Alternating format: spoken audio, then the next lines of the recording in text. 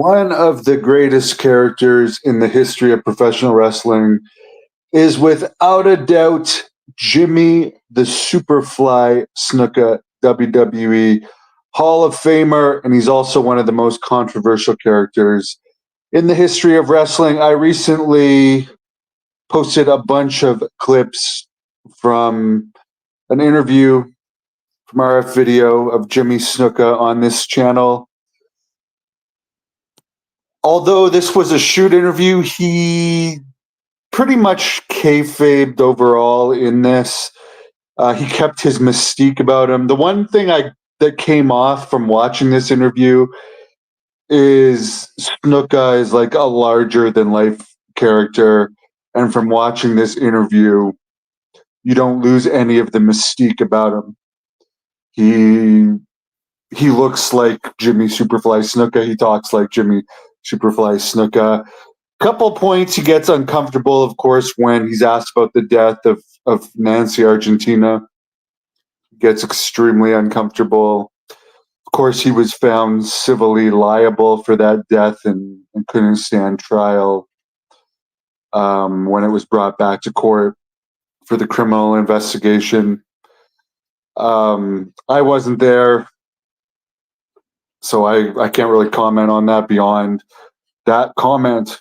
This civil liability that I guess they never were able to collect on for whatever reason. I don't know why they couldn't garnish his WWE wage. Of course, wrestling on the independent level, it's a lot of under the table stuff, and autograph sessions is a lot of under the table stuff.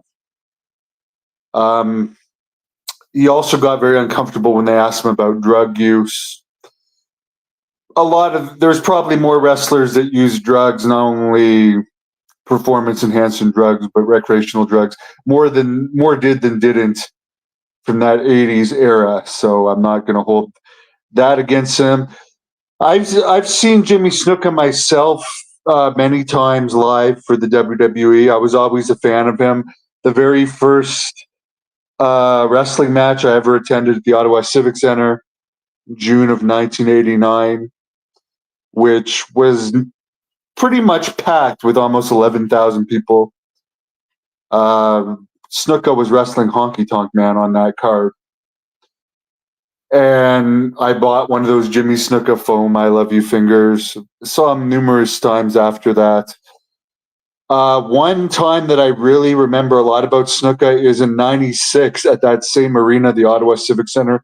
They used to have something called the Exhibition, which was like a state fair type of thing, which they don't do anymore. But they used to have big concerts and wrestling shows and stuff at this thing.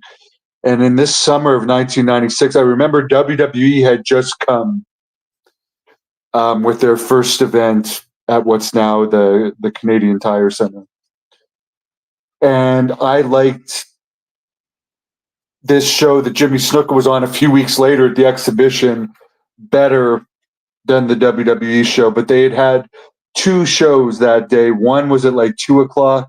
One was at 7 o'clock. Snuka was wrestling the Metal Maniac on both of those shows. And for those who don't know, the Metal Maniac was like his traveling partner. I've interviewed him a bunch of times. More often than not, in those years, he wrestled the Metal Maniac. But what I remember about him in between the two shows, I was a kid, so I was like going on rides and stuff. He was walking around the fairgrounds in his, like, for lack of the better word, I'll say his Fiji Island skirt. I don't know what it would be called other than that. And he had two beautiful girls with him. And it was like everyone was staring at him. It's like, you know, back when nowadays, I mean, you see Kevin Owens walking down the street, no one's going to give a second look. But like Jimmy Snuka, everyone's looking at him like whether they knew he was a wrestler or not. Who is this guy that's all jacked? Looks like he's an islander with these two beautiful girls with him. He was just walking around the fairgrounds, but I just remember the aura and seeing everyone turn their heads and looking at him. And the last time I saw him live was around, I think it was around 98-ish or 97. It was probably actually 97. It was a small show in Arnprior, Ontario, Canada. that I convinced my parents to drive me to, because Jimmy Snuka was supposed to wrestle Jim Neidhart, but he got re-signed by WWE. So somehow it was Jimmy Snuka versus the Brooklyn Brawler. And Snuka on this particular show, even though he was getting up there in age, all I remember, this was in a hockey arena, but there was a good crowd. There was maybe 600, 650 people for this. I mean, the independents were doing well at this time. WWE and WCW were doing well. But I just remember the air that he got off of that Superfly, even at whatever age he was huge. But overall, I mean, this shoot interview is as close as you're going to get delving into the mind of Jimmy Snuka, who Rocky Johnson said, I mean, they up until that incident with the girlfriend, I mean, he was getting a massive push and he was more popular in some places than Hulk Hogan. He had that aura about him.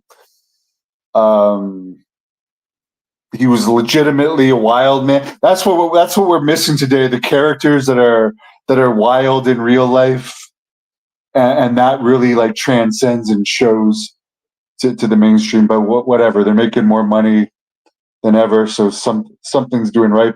But to me, part of the magic of wrestling in the past was the characters like Jimmy Snuka. So I enjoyed the interview, but there's no doubt that the interviewer seemed a little bit intimidated by him. And one of the funny comments was at the end of the interview, and I don't blame him for being intimidated, especially with how anxious he started to get around certain questions, where he was like, "Oh, that was easy," when it was clear that like it maybe wasn't actually an easy interview because he was giving very short answers. Grandma Daisy was never a Jimmy Snuka fan. Snuka was kept in the Hall of Fame. I think he was never found criminally guilty, is the reason why.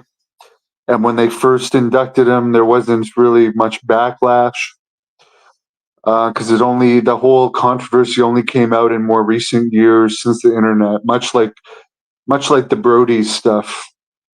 I don't remember any controversy when they put Carlos Colon in the Hall of Fame, or when they made Carlos Colon affiliated with WWE in Puerto Rico, helping them put on events there. The best characters are the ones that are actually like that in person, such as Ric Flair, Roddy Piper, Terry Funk, Andre the Giant, Don Morocco. I mean, it was just a magical time, and that's what attracted me to wrestling to begin with, these larger than life personalities, which today, I mean, Brock Lesnar's still under WWE contract, he just doesn't wrestle. Goldberg, even though he's 57, I mean, he's one of those ones that like I can buy into his character. The others just don't. The others just seem like kids performing spots to me. There's nothing interesting about them to me, and that's just how it is. But times change. Out of the legends I've interviewed, who is my favorite? Well, because Billy Graham was like a grandfather figure to me, I would have to say him. And there's another larger than life character, even in his old age. When he walked into a restaurant, people would look, and if they didn't know who he was, what's Billy Graham? And I don't mean to digress onto this, but Billy Graham, I mean, he would constantly cut promos. If you've never been around him in real life, like everything is a promo. He cuts a promo on everything, and he's very loud. So, like, if you're in a restaurant with Billy, whether you know who he is or not, you're going to be looking at him because he's cutting promos on everything, whether the service is good or bad, whether the waitress is attractive, whether someone's being rude. I mean, those guys are just crazy characters. Vader treated me very well. Vader is another guy that was like his character. I mean, he had a nice side to him, very nice side to him, but like his character was an extension of his real personality. Ivan, the ones that are bigger than life, as I said, is there's Lesnar, there's Goldberg. Um, I'll say CM Punk is like his character. There's no difference between him, but CM Punk is not a larger than life personality. And that's not taking anything away from him. But I don't see anyone that's a larger than life personality, to be perfectly honest. It's just the way it is.